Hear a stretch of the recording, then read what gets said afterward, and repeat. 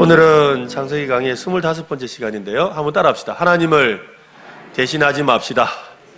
네, 하나님을 대신하지 말아야 합니다. 배신이 아니고 대신하지 말아야 합니다. 내 인생을 향한 하나님의 뜻은 과연 무엇일까? 참 좋은 질문이지요. 우리는 이런 질문을 많이 합니다. 그런데 사실 내 인생을 향한 하나님의 뜻이 무엇일까라는 질문은 썩 좋은 질문은 아닙니다. 정말로 올바른 질문은 그냥 하나님의 뜻이 무엇일까? 하나님의 뜻이 무엇일까를 물어야 됩니다. 일단 하나님의 뜻을 파악해야 된다는 겁니다. 하나님의 뜻이 파악되고 나면 나의 인생을 하나님의 뜻에 조정할 수 있어야 하는 거죠. 이게 참 중요합니다. 하나님의 뜻이 무엇인지를 알고 나의 인생을 하나님의 뜻에 조정하는 거예요. 그러니까 초점이 내 인생이 아니라 하나님께 맞춰져야 되는 거죠. 이 두 질문의 차이가 바로 그게 있는 겁니다. 내 인생에 초점을 두지 말고 하나님의 뜻에 먼저 초점을 두라는 겁니다. 저를 비롯한 많은 그리스도인들이 이렇게 기도하곤 하지요. 하나님, 저는 주님의 뜻을 진정으로 알기를 원합니다. 제가 틀렸으면 저를 막아주시고 맞으면 축복해 주세요. 여러분 그런 기도 해보셨죠? 안 했습니까? 저는 좀 많이 했는데 이 말은 마치 이렇게 표현하는 것과 같습니다. 하나님, 저는 이 방향으로 나가기로 결정했습니다. 이것이 주님의 뜻이 아니면 닫아주시고 맞으면 활짝 열어주세요. 무슨 말인지 알겠습니까? 내가 뜻을 정하고 내가 이 길로 가기로 했습니다. 하나님 뜻이 맞으면, 마침 하나님과 뜻이 맞으면 활짝 열어주시고 아니면 막아주시면 됩니다. 문제점은 성경 어디에서도 그런 방식으로 하나님의 음성을 구하는 경우가 없다라는 것이지요. 우리는 자기 경험이 인도하는 대로 자신을 방치해서는 안 됩니다. 우리는 전통이나 방법이나 공식과 같은 것이 우리를 인도하도록 허락해서는 안 됩니다. 사람들은 자기 좋은 대로 일을 해놓고 모든 것의 책임을 하나님께 돌리죠. 하나님 때문에요. 하나님 때문에요. 만약 잘못했으면 하나님이 방해하시고 자신들을 제지해야 한다고 생각하지요. 하나님이 그때 말리셨어야지요. 하나님, 내가 그때 물어볼 때 아니다 했었어야지요. 이러는 거예요. 사실은 귀는 닫고 이렇게 하나님 말해주셨어야죠. 이러고 있는 거예요. 저는 그렇게 하고 있는 거지요. 실수는 자기가 해놓고 원망은 하나님께 돌리는 꼴입니다. 사람들은 흔히 하나님이 명확한 지침을 주지 않는다고 그렇게 생각하지요. 우리는 하나님이 주신 마음을 가지고 어떻게 살 것인가를 스스로 생각해 봐야 된다고 그렇게 생각합니다. 그것은 옳은 생각이 아닙니다. 하나님의 길도 아닙니다. 그것은 우리의 길이죠. 내가 생각하는 길일 뿐입니다. 하나님은요, 명확하게 말씀하십니다. 개인적으로 분명하게 말씀해 주십니다. 우리 하나님은 우리와 더욱 친밀하게 관계하기를 원하시죠. 친밀하다는 건 뭐예요? 서로 속삭이듯이 말할 수 있는 관계라는 거잖아요. 그러니까 속삭이듯이 분명하게 말씀하시는 분이에요. 그런데 하나님과 거리가 멀면 모호하게 들릴 수밖에 없는 거예요. 그러니까 하나님과 가까이 할수록 우리는 분명하게 하나님의 뜻을 알게 되는 거지요. 오늘 우리가 살펴볼 말씀은 찾아오셔서 늘 말씀해 주셨던 하나님을 찾지 않고 자기 생각으로 하나님의 뜻을 이루려는 사레와 아브라함의 이야기입니다. 그리고 그 과정에서 끝까지 사랑의 눈으로 보살펴 주시는 하나님에 관한 이야기이기도 합니다. 여러분이 아브라함이 가나안 땅에 살게 된 지 한 10년이 지났습니다. 나이가 85세나 되었습니다. 아브라함의 종이었던 엘리에셀이 아니라 아브라함의 몸에서 난 씨를 통해서 후손을 주겠다고 약속을 받은 지 벌써 10년이 다 되어 간다는 말입니다. 그 사이 아브라함과 사레는 더욱 가망이 없는 몸이 되어가고 있었습니다. 누구보다 초조한 것은 사레지요. 아이를 낳지 못하는 것은 옛날이나 지금이나 부부를 초조하게 만들고 그 중에서도 남자보다 여자를 더 불안하게 만들지요. 깊은 시리에 빠지게 합니다. 아이를 못 낳는 여자라는 말을 듣는 것만큼 힘든 일이 없지요. 참다 못한 사레는 아브라함에게 말합니다. 2절을 보십시오. 사레가 아브라함에게 이르되 여호와께서 내 출산을 허락하지 아니하셨으니 원하건대 내 여종에게 들어가라. 내가 혹 그로 말미암아 자녀를 얻을까 하노라 하매 아브라함이 사레의 말을 들으니라. 사레는 늙어가는 자신의 육체를 생각하며 남편에게 미안한 마음이 들었습니다. 사레는 여호와께서 내 출산을 허락하지 아니하셨으니 라고 하면서 자기를 통해 하나님의 약속이 이루어지지 않을 것으로 그가 결론을 내려요. 내 몸은 하나님이 애 낳을 몸으로 허락하시지 않는 것 같다. 하나님은 나에게 애를 주시지 않는다 라고 결론을 내렸습니다. 사레의 몸은 메마른 광야가 되어가고 있었지요. 아브라함을 통해 사례는 네 몸에서 날 자가 내 상속자가 되리라 라는 하나님의 말씀을 들었습니다. 하지만 이 말씀을 가만히 보면 아브라함의 몸에서 날 자라고 그랬지 사례의 몸에서 날 자라고 말하지 않았다는 거지요. 그래서 사례는 아브라함에게 방법을 제안합니다. 내 요정에게 들어가세요. 혹시 그로 말미암아 자녀를 얻을까 알 수 없잖아요. 그리고 분명히 하나님이 당신의 씨라고 하셨으니까, 당신의 몸을 통해 낳겠다고 하셨으니까 한번 이런 시도를 해보면 좋겠다고 말했지요. 누구를 통해서든 아브라함의 자녀가 태어나면 되는 거 아니에요? 라고 사례가 말한 겁니다. 아브라함을 설득하고 있죠. 굉장히 쿨하고 이렇게 통 큰 여자처럼 보입니다. 사실은 안 그래요. 아브라함은 사례의 이야기에 설득되어서 사례의 그 여종 애굽 사람 하갈을 첩으로 삼습니다. 하갈은 곧장 임신해 버려요. 모든 일이 막 술술술 풀리는 것 같습니다. 하지만 그것은 앞으로 일어나게 될 모든 화의 근원, 화근이죠. 누구의 생각대로 잘 되고 있는 겁니까? 여러분, 누구의 생각대로 지금 잘 되고 있는 겁니까? 하나님입니까? 사례입니까? 하나님입니까? 아브라함입니까? 잘못된 생각은 잘못된 결과를 가져옵니다. 이거 잘 기억하시기 바랍니다. 한번 해볼까요? 잘못된 생각은 잘못된 결과를 가져온다. 네, 사례와 아브라함은 어떤 잘못된 생각을 했는지 한 3가지 정도를 한번 살펴볼 필요가 있습니다. 첫째로, 이 자기 생각이 하나님의 생각이라고 믿었어요. 이게 참 위험한 생각인데, 내 생각이 하나님의 생각이다. 여호와께서 내게 출산을 허락하지 아니하셨으니 라는 이 표현 속에는 사례의 판단이 들어 있습니다. 하나님은 사례를 통해 후손을 주지 않을 것으로 이미 결론을 내렸지요. 하나님은 나에게 후손을 주지 않는다라고 결론을 내린 거예요. 물론 하나님께서 구체적으로 사례를 통해서 후손을 주겠다고 말씀하신 적은 없습니다. 하지만 아브라함이 약속의 말씀을 받았을 때 아브라함과 사례가 부부 사이였지요. 그러니 사례를 통해 후손을 주겠다는 뜻이 이미 전제되어 있는 겁니다. 말 안 해도 아는 거지요. 그리고 또 하나님이 실제로 내가 네 몸을 통해서는 아브라함의 후손을 주지 않겠다고 말씀하지도 않으셨어요. 그러니 이 사례가 아닌 다른 여자라면 하나님이 구체적으로 말씀하셨을 겁니다. 사라는 왜 그런 조급한 판단을 했을까요? 마음이 조급한 거예요. 마음이 급한 거죠. 무엇이 조급하게 만들었을까요? 여러분, 무엇이 우리를 조급하게 합니까? 내가 세운 시간표대로 진행되지 않기 때문이죠. 내가 세운 시간표대로 진행되지 않아서 자꾸 늦어지니까 마음이 불안한 거예요. 내가 세운 시간표대로는 지금 이때가 돼야 되는 거예요. 지금 이쯤 돼야 돼. 왜냐하면 내가 내 몸을 아는데 지금 이때 안 되면 앞으로 가능성이 없는데, 지금 내가 애를 낳을 수 있는, 내가 아무리 봐도 내가 나를 잘 아는데 내 몸이라면 지금쯤이 딱 그건데 지금 넘어가면 가능성이 없는데 이건 어떻게 하면 좋지? 이런 마음이 드니까 자기가 세운 그 시간표대로 되지 않는 것 때문에 마음이 조급한 거예요. 하나님이 정해놓은 시간에 아이를 주실 겁니다. 하나님이 정해놓으신 시간에 아이를 주신다고요. 그런데 마음이 조급해져서 하나님의 기다림을 하나님의 거절로 생각했지요. 그것이 문제입니다. 하나님의 침묵을 거절로 생각하면 안 됩니다. 하나님의 때에 반드시 아름답게 역사하십니다. 그래서 여러분, 기다릴 때는 꼭 그 노래를 부르세요. 기다려 그 때를, 그죠? 주의 뜻 이루어지리 기다려. 주의 뜻 이루어질 때 우리들의 모든 것 아름답게 변하리 기다려. 주님의 뜻 이루어질 그때 아름답게 변한다는 거예요. 기다려야 되는 거예요. 하나님의 때를 기다려야 돼요. 한번 해봅시다. 하나님의 때를 기다립시다. 옆 사람에게도 한번 말씀하세요. 하나님의 때를 기다리세요. 예. 그런데 여러분, 더 중요한 사실을 아십니까? 나만 기다리는 게 아니에요. 하나님도 기다리시죠. 하나님도 기다리고 계십니다. 나만 기다리는 거 아니에요. 왜냐하면 그 때가 이루어지길 하나님도 기다리고 계시는 거예요. 하나님도 기다리고 계신다면 내가 못 기다릴 이유가 뭐가 있겠습니까? 하나님이 기다리고 계신데. 사라에게 출산을 허락하지 않았다고, 아무 말도 하지 않았다고, 그죠? 예. 그렇다고 해서 하나님이 그것을 아니라고 하신 게 아니라는 거예요. 사례가 조급한 마음에 그렇게 생각했고 아브라함이 동조했을 뿐입니다. 두 번째로, 사람의 방법으로 보충하려고 하고 있지요.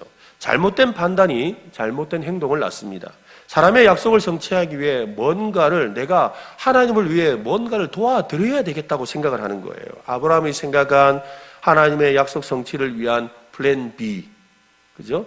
플랜 A, 원래 계획이 안 됐을 때 그 후속 계획, 플랜 B는 엘리에셀을 양아들로 삼는 것이었죠. 그런데 하나님이 그건 아니다 라고 말씀하셨어요. 사레가 생각한 하나님의 약속 성취를 위한 플랜 B는 내 여종을 통해 자식을 낳자라는 것입니다. 사라의 생각은 갑작스러운 것은 아닙니다. 당시에 아주 흔한 일이었습니다. 성경에서도 비슷한 경우를 보게 되지요. 여러분, 아브라함의 손자가 누군지 아십니까? 아브라함의 손자 누구죠? 쌍둥이인데 에서와 야곱, 그죠? 에서와 야곱. 근데 야곱의 아들이 몇입니까? 12이에요. 12. 이 야곱에게는 본처가 둘이나 있죠. 레아와 라헬. 근데 레아는 자식을 막 낳았는데 라헬이 아이를 낳지 못했어요. 그래서 라헬이 마음에 너무 힘든 거예요. 그래서 어떻게 합니까? 자기 종 빌하를 야곱에게 주죠. 야곱에게 줘서 자식을 놓습니다. 그 자식이 바로 이 단과 납달리예요. 단과 납달리를 낳게 돼요. 그러니까 또 옆에 보던 언니 레아가 못 참고 또 이번에는 레아가 자기 종 실바를 야곱에게 줘요. 야곱에게 줘가지고 또 자식을 낳죠. 갓과 아셀을 낳아요. 그래서 여러분, 어찌되었건 이 애를 낳은 어머니가 4사람인 거죠. 그런데 결론은 뭐예요? 야곱의 12아들이라고 불러요. 12아들. 12지파라 하잖아요. 그죠? 그래서 여종 빌하와 실바를 통해 낳은 단과 납달리와 갓과 아셀을 포함해서 12명의 아들이라고 하는 거예요. 그게 그때 당시의 문화였어요. 그러니까 사라의 계획은 묘수라고 하기보다는 당시의 관습을 따르자라고 말한 것이지요. 하지만 그것은 사라의 생각이지요. 하나님의 생각이 아닙니다. 하나님의 약속이 성취되지 않는다고 다른 방법을 찾아서 보완하려는 태도는 아주 위험합니다. 하나님은 누구의 도움도 필요하지 않습니다. 하나님은 홀로 완전하신 분인 줄로 믿으시기를 바랍니다.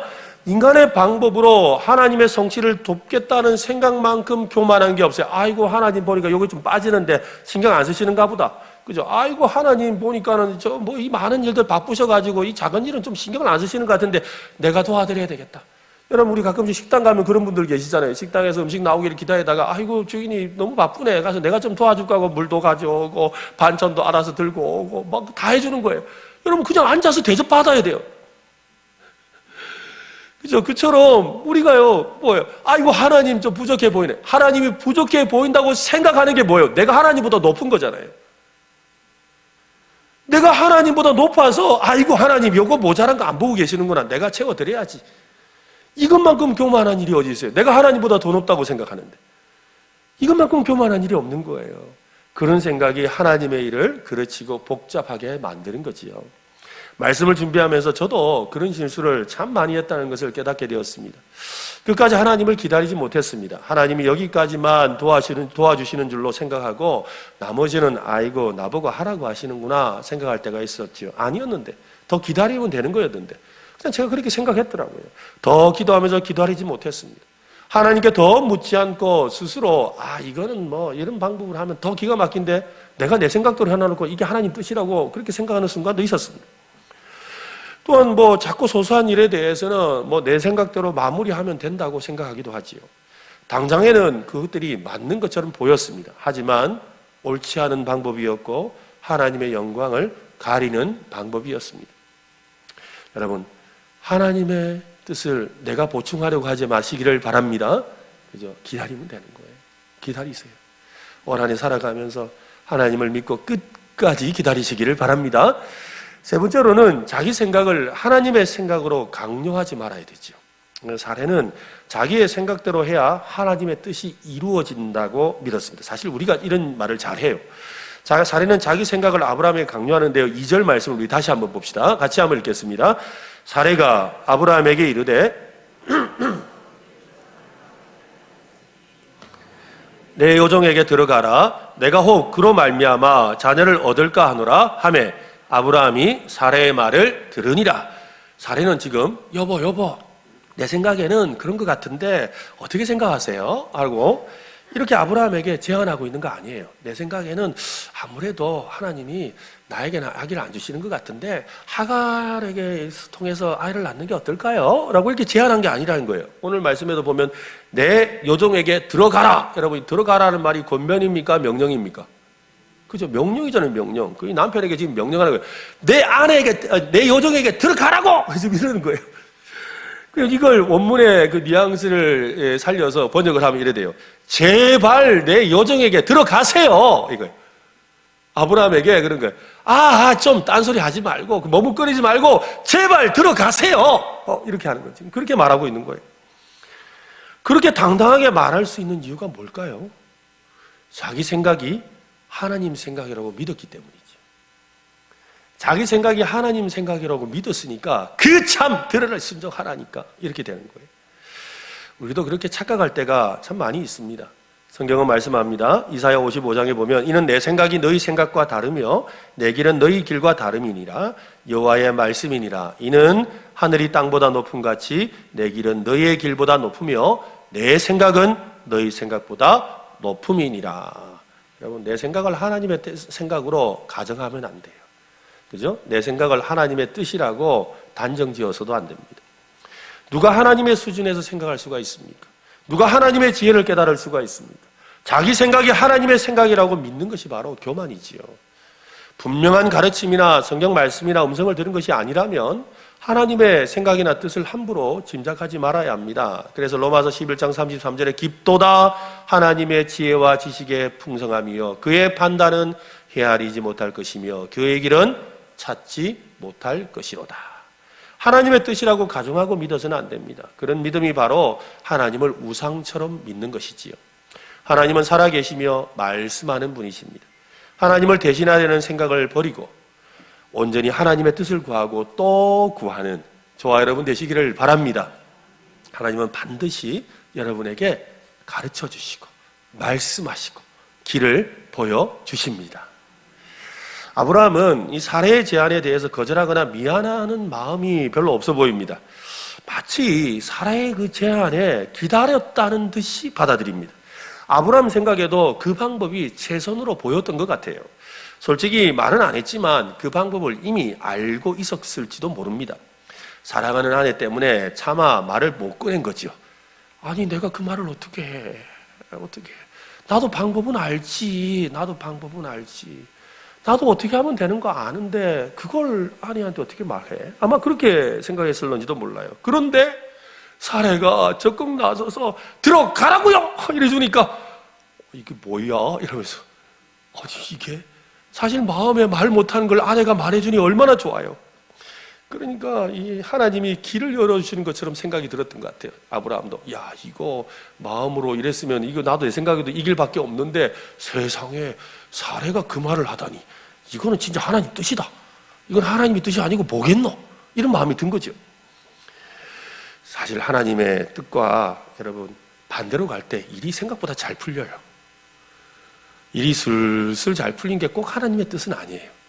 여러분 이 요나라는 선지자가 하나님께서 니느웨라는 성읍에 가서 회개의 메시지를 전하라고 했을 때 안 간다 그랬어요. 그죠? 안 간다 그러고 일부러 안 가기 위해서 어떻게 해요? 정반대가 되는 다시스라는 곳으로 도망가려고 배를 타려고 하세요. 그런데 때마침 다시스로 가는 배가 기다리고 있는 거죠. 이렇게 길이 열리나? 여러분 하나님을 반대할 때도 길이 열린다 이 말이에요. 아브라함은 못 이기는 척 여종 하갈과 동침합니다. 역시 그랬습니다. 아브라함에게 문제가 있는 것이 아니었지요. 사례의 문제였습니다. 하갈은 곧장 임신합니다. 하갈이 임신으로 생길 문제를 예상하지 못했습니다. 아니 어쩌면 예상했을지도 모릅니다. 충분히 그것을 극복할 수 있을 거라고 아브라함도 사례도 생각했던 것 같아요. 그것이 교만이라는 거예요. 오늘 본문 5절을 한번 보십시오. 같이 한번 읽어볼까요? 5절 사례가 아브라함에게 이르되 내가 받은 모욕은 당신이 받아야 옳도다. 내가 나의 여종을 당신의 품에 두었거늘 그가 자기의 임신함을 알고 나를 멸시하니 당신과 나 사이에 여호와께서 판단하시기를 원하노라. 하갈이 임신하자 이 못된 여종이 주인 사례를 무시하기 시작하죠. 하갈은 자식을 갖지 못한 것이 큰 수치였던 시대적 분위기에 편승합니다. 애도 못 낳으면서 무슨 일을 애도 못 낳으면서 애도 못 낳는 게 주인이야? 이렇게 생각하는 거죠. 임신한 자신이 여주인보다 더 많은 복을 받고 아브라함도 자신을 더 사랑한다고 그녀는 생각합니다. 착각이죠. 하갈은 사례를 모욕했다고 합니다. 이 모욕이라는 말은 단순히 그냥 이렇게 수치를 줬다는 수준이 아닙니다. 폭행을 가하다, 포악하게 다루다, 학대했다라는 그런 의미를 가지고 있습니다. 그러니까 하갈이 보통 힘들게 한 게 아니라는 말이에요. 그저 여자들 사이에 시기 질투 정도의 그런 문제가 아니었습니다. 거의 저주하듯이 니는 이제 하나님에게서 끝난 거야. 아브라함에게서 끝난 거야. 이러면서 거의 저주하듯이 멸시했다는 말입니다. 아브라함에게 주신 복이 자기 태에 있는 아기를 통해 성취될 것이라는 생각에 의기양양해진 거지요. 하지만 그것은 하갈의 착각입니다. 사례는 아브라함을 비난합니다. 내가 받은 모욕은 당신이 받아야 돼요. 아버지가 될 것이라는 사실에 기뻐해서 해야 될 일을 지금 하지 않고 있잖아요. 당신이 가장이에요, 가장. 가장이라면 가족의 질서를 세워줘야죠. 지금 내가 이렇게 요정한테 억울한 일을 당하고 있는 거 보면서도 당신이 가만히 있는 거 일부러 참는 거죠. 예? 여정 하갈이 애 낳았다고 지금 내가 평소에 나를 무시하고 싶은 거 이제 막 마음껏 무시하는 거죠. 지금 이렇게 사례가 막 아브라함에게 닥달을 하는 거예요. 모두 다 아브라함의 책임이라는 거지요. 아브라함에게 하갈을 치하라고 독촉한 결과로 초래한 가정 불화의 책임을 남편에게 돌리고 있습니다. 사례는 당신과 나 사이에 여호와께서 판단하기를 원한다라는 말을 통해서 하나님의 이름을 또 그죠 들먹거리면서 하나님의 이름을 망령되게 일컫고 있습니다. 여러분 누구의 잘못입니까? 누구의 잘못일까요? 여러분 누구의 잘못이죠? 이 일이? 아브라함의 잘못입니까? 사례의 잘못입니까? 하갈의 잘못입니까? 사실 모두의 잘못이죠. 모두 깎이 다 잘못했다고 말할 수밖에 없어요. 지금까지 벌어진 상황에서 가장 모욕당하고 멸시당한 분은 아브라함이 아니에요. 사례도 아니에요. 하갈도 아니에요. 누굴까요? 하나님이에요. 하나님이 가장 멸시를 당하셨어요. 그들은 하나님께 기도하며 묻지 않았습니다. 자기 생각을 하나님의 생각으로 착각했지요. 하나님에 대해 모든 일을 해결하고 스스로 축복의 통로가 되려고 했던 겁니다. 여러분 우리도 그렇잖아요. 내 앞에서 내가 야야 이거 좀 이렇게 하면 좋아 그러니까 아이고 좋은 생각이다 어떻게 그런 좋은 생각을 했니 그러는 거예요. 그래서 나도 이 친구가 가서 그대로 하겠구나 했는데 돌아서자마자 딴 친구한테 가가지고 야 니 그 친구가 뭘 하던데 그러니까 뭐 별 시덥지 않은 이야기 하더라고 그래서 뭐 한다고는 했는데 할 필요는 없어. 그 말을 내가 들었다. 여러분 어떤 마음이 들겠어요? 별 생각이 없으세요? 어떤 마음이 들 것 같으세요? 그 친구 다시는 안 볼 거야 아마. 그렇겠죠? 나를 그렇게 무시해? 그러면 차라리 내 앞에서 안 된다 그러지. 차라리 그러면 내 앞에서 안 된다 그랬어야지. 뭐야 나를 무시하는 것도 아니고 내가 멸시받았다고 생각할 거 아니에요. 우리가 하나님 앞에 그러는 거죠. 하나님이 분명히 약속하셨어요. 아니야 분명히 줄 거야. 분명히 역사할 거야 라고 했는데 그 말을 실컷 다 듣고 나서 예 아멘 좋습니다 알겠습니다 믿겠습니다 해놓고는 나가서는 딴짓해요. 나는 정말 믿을게요. 하나님 날 사랑하고 끝까지 보살펴 주시는 거 알아요. 해놓고는 나가서는 아이고 그냥 뭐 교회에서는 그런데 이러고 있는 거예요. 여러분 말고 제가. 여러분 그렇게 살면 안 돼요. 그죠? 하나님을 멸시하면 안 돼요. 그것이 하나님을 멸시하는 거예요. 그것이 하나님을 멸시하는 거라고. 하나님 앞에서 교만했지요. 듣긴 들었는데 그 말은 맞는데 그렇지만 뭐 별일이 있겠어. 내가 해야지 뭐. 내가 뭘 일을 해야 되는 거지. 뭐 되겠어. 하나님을 무시한다고 교만한 생각을 갖는 거예요. 하나님은 교만한 자를 물리치십니다. 그 모든 일이 하나님을 무시한 처사였고 하나님을 멸시한 것입니다. 하나님의 말씀에서 벗어난 행동은 아무리 선한 의도를 가졌다 하더라도 반드시 악한 열매를 맺게 되어 있습니다. 사무엘상 2장 30절에는 그러므로 이스라엘의 하나님 나 여호와가 말하노라 내가 전에 내 집과 내 조상의 집이 내 앞에 영원히 행하리라 하였으나 이제 나 여호와가 말하노니 결단코 그렇게 하지 아니하리라. 나를 존중히 여기는 자를 내가 존중히 여기고 한번 해볼까요? 나를 존중히 여기는 자를 내가 존중히 여기고. 그죠? 하나님을 존중히 여기는 사람을 존중히 여겨주시고 하나님을 멸시하는 자를 하나님이 경멸하신다. 분명하게 성경 말씀합니다. 여러분, 하나님을 멸시하면 안 됩니다. 하나님을 높이는 것은 그분의 말씀을 전심으로 경청하고 끝까지 믿고 기다리는 거예요. 올 한 해 여러분 끝까지 기다리시기를 바랍니다. 하나님이 역사하실 것을 믿으시기를 바랍니다. 이것이 바로 하나님이 기뻐하시는 믿음, 복된 믿음인 줄로 믿으시기를 바랍니다. 아브라함은 하갈을 포기하고 사라에게 넘겼습니다. 이거 여자들 일인데 자꾸 나한테 시끄럽고 귀찮게 만들어. 그 여자들끼리 알아서 하소. 여자들끼리. 그 당신이 주인이지 않소. 당신이 요정 하나 그 간수 못해요? 이러면서 아브라함이 사라에게 떠넘기는 거죠. 사라는 아브라함을 포기하고 하갈을 학대했습니다. 하갈은 사라를 포기하고 도망했지요. 결국 자기 소견에 좋은 대로 행동했습니다. 결국 하갈은 자기 고향인 애굽으로 피신하려고 광야로 나갔습니다. 임신한 하갈에 있어서 광야로 홀몸도 아닌데 나갔다는 건 거의 자살행위지요. 그러나 그만큼 다급했다는 겁니다. 그곳에서 생각지도 못한 일을 만나지요. 여호와의 사자를 광야의 샘에서 만났습니다. 여호와의 사자는요, 신기하게도 하갈의 이름을 알고 있어요. 어떤 사람이 와서 하갈아 하고 부른 거예요. 내 이름 어떻게 아세요? 내 이름은 어떻게 아세요?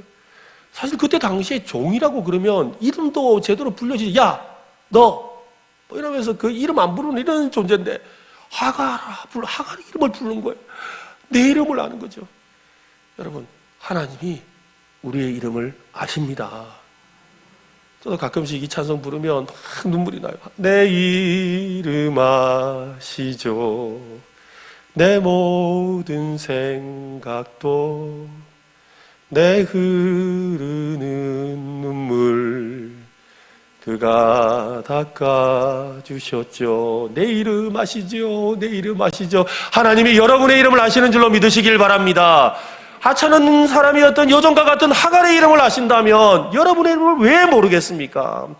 여호와의 사자는요, 광야에서 하갈이 어디 있는지를 알았어요. 그리고 찾아와서 이름을 불러줍니다. 이름만 불러줬습니까? 아니, 지금 그가 무슨 일을 겪고 있는지를 다 알고 있다고 그러지요. 다 살펴보고 있었다고 합니다. 그렇게 말하는 거예요. 하나님이 우리를 다 살펴보는 줄로 여러분 믿으시기를 바랍니다. 그리고 여호와의 사자는 하갈에게 여주인에게 돌아가라고 그래요. 그녀의 수하에서 복종하라고 합니다. 그런 다음 아주 놀라운 말을 하는데요. 오늘 보면 10절과 11절 한번 보십시오. 여호와의 사자가 또 그에게 이르되 내가 내 씨를 크게 번성하여 그 수가 많아 셀 수 없게 하리라. 11절 같이 읽겠습니다. 여호와의 사자가 또 그에게 이르되 내가 임신하였은즉 아들을 낳으리니 그 이름을 이스마엘이라 하라. 이는 여호와께서 내 고통을 들으셨음이니라. 하갈은 세상적으로나 인간적으로나 기대할 것이 없는 그런 여종, 천한 여종이었습니다. 그냥 출산을 위한 도구에 불과했지요. 아무도 하갈의 이름을 불러주지, 아브라함도 하갈을 부르지 않았어요. 하갈이라고 이름 안 불렀어요. 사레도 하갈이라는 이름을 부르지 않아요. 그런데 하나님만이 하갈의 이름을 불러주셨어요. 비록 주인의 아이를 임신했지만 여전히 사레의 여종이지요. 여호수아의 사자도 그것을 인정하고 사라의 수하에 들어가서 복종하라고 했습니다. 하갈은 교만한 마음이 찾아와서 여주인 사레를 멸시했습니다. 그로 인해서 핍박을 받고 도망쳤습니다. 결국 자기가 행한 멸시를 되돌려 받게 된 거지요. 여기까지만 보면 하나님의 깊은 뜻을 헤아리지 못합니다. 아무도 자신의 잘못에 대해서 회개하지도 않고 자기 잘못으로 찾아온 고통에 불평하고 부르짖고 있을 뿐이지요. 그런데 바로 그곳에서 아무도 하나님을 생각지도 안 하고 하나님 앞에 부끄러워지도 않고 하나님을 찾지도 않고 자기의 욕심을 따라 자기 생각대로 살아가는 그 자리에 하나님의 은혜가 임하고 있는 거예요. 성경은 하갈에게 찾아오신 하나님의 은혜를 소개합니다. 인간의 실수에도 포기하지 않으신 하나님의 은혜를 말입니다. 그 은혜는 여호와께서 너의 고통을 들으셨다. 너의 고통하는 너의 작은 신음에 응답하셨다. 우리 하나님은 우리의 작은 신음에 응답하시는 분이신 줄로 믿으시기를 바랍니다. 하갈을 통해 태어난 아이의 이름을 이스마엘로 지으라고 하셨어요. 그 뜻은 여호와께서 너의 고통을 들으셨다라는 뜻이랍니다. 하갈은 광야에서 자기를 찾아오신 하나님을 향해 하나님의 이름을 이렇게 부릅니다. 13절 말씀을 보십시오. 하갈이 자기에게 이르신 여호와의 이름을 나를 살피시는 하나님이라 하였으니 이는 내가 어떻게 여기서 나를 살피시는 하나님을 배웠는고 함이라. 하나님은 왜 사자를 보내어서 하갈을 만나주셨을까요? 아브라함이나 사레가 아니라 왜 하필 하갈에게 나타나신 것일까요? 하갈도 하나님을 알아야 했기 때문입니다. 왜요? 하갈의 태중에 있는 그 생명이 아브라함의 약속의 후손이기 때문이죠. 그래서 하갈도 하나님을 만나야 했습니다. 이스마엘은 아브라함의 자손입니다. 하나님이 이스마엘을 통해서 아브라함의 자손을 번성하게 하실 것이기 때문이죠. 하갈이 하나님의 사자를 만나고 나서 하나님의 이름을 나를 살피시는 하나님이라고 불렀습니다. 나를 살피신다라는 말은 뭐예요? 나를 보신다라는 뜻이지요. 하나님이 나를 보고 계셨다는 거예요. 하나님이 나를 보고 계셨다. 여러분 무엇을 보고 계셨지요? 그 이름 안에서 오늘 살펴본 모든 이야기가 해석되기 시작합니다. 하나님은 아브라함과 사레가 아이를 낳지 못하고 초조해하고 조급해하는 것을 보고 계셨습니다.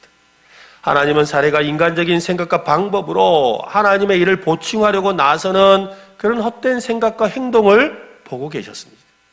아브라함은 사레의 말에 단호하게 거절하지 못하고 내심 동의하는 마음으로 따라가던 그 모습도 보고 계셨어요. 사레와 하갈이 갈등하는 것이나 아브라함을 몰아세우는 그것 하나님이 보고 계셨습니다. 하갈이 임신한 몸으로 광야길로 도망할 때도 보고 계셨습니다. 하나님이 모든 것을 보고 계셨다는 말이지요. 하나님이 보고 계셨다는 말에 어떤 분은 화가 나는 분이 있을지도 모르겠습니다. 보고만 있었다고요? 보고만. 아니 막았어야지요. 하나님이 말렸어야지요. 보고만 계시면 뭐해요? 보고 있는 거 나도 해요. 나도 볼 수 있어요. 그렇게 화낼 만한 분도 있지요. 아마 그런 분도 있을 거예요. 그래서 우리 성경은 아마도 보셨다고 하지 않고 살피셨다고 하는 것 같아요. 하나님은 그 모든 것을 살펴보셨죠. 그래서 하갈에게 임신하게 하신 것이잖아요. 하나님이 그 모든 걸 살펴보셨기 때문에 하갈에게 임신하게 하셨어요. 광야길에 샘에서 쉬고 있는 하갈에게 찾아가신 것도 하나님이 살펴보고 계셨기 때문이죠.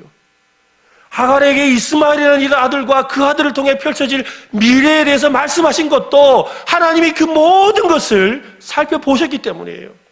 집으로 돌아온 하갈을 통해서 아브라함과 사레는 하나님의 약속이 어떻게 펼쳐지게 될 것인지 하갈을 통해 이야기를 듣는 순간 아이고 이걸 다 지켜보셨구나. 하나님이 이렇게 살펴보시며 이렇게 도와주셨구나. 이것이 바로 하나님의 은혜입니다. 하나님의 은혜는 인간의 모든 실수와 죄악을 덮습니다. 그 모든 실수와 죄악에도 불구하고 하나님의 뜻은 반드시 이루어지는 거지요. 그것이 바로 하나님의 놀라운 은혜입니다. 그 은혜, 하나님의 은혜가 지금 저와 여러분에게도 임하고 있는 줄로 믿으시기를 바랍니다. 하나님이 우리를 그렇게 살펴보시며 지켜보신다는 것을 기억하시기를 바랍니다. 왜요? 감시하기 위해서가 아니에요. 여러분을 돕기 위해서, 여러분과 함께하며 하나님의 선한 뜻을 이루어가게 하시기 위해서 하나님의 자녀된 여러분을 지켜보신다는 것을 믿으시기를 바랍니다. 하나님의 은혜가 우리를 예수 그리스도로 구원받게 하셔서 하나님의 특별한 사랑을 받는 자녀를 만드시고 지금도 하나님의 사랑의 눈으로 우리를 지켜보고 계신다는 거예요.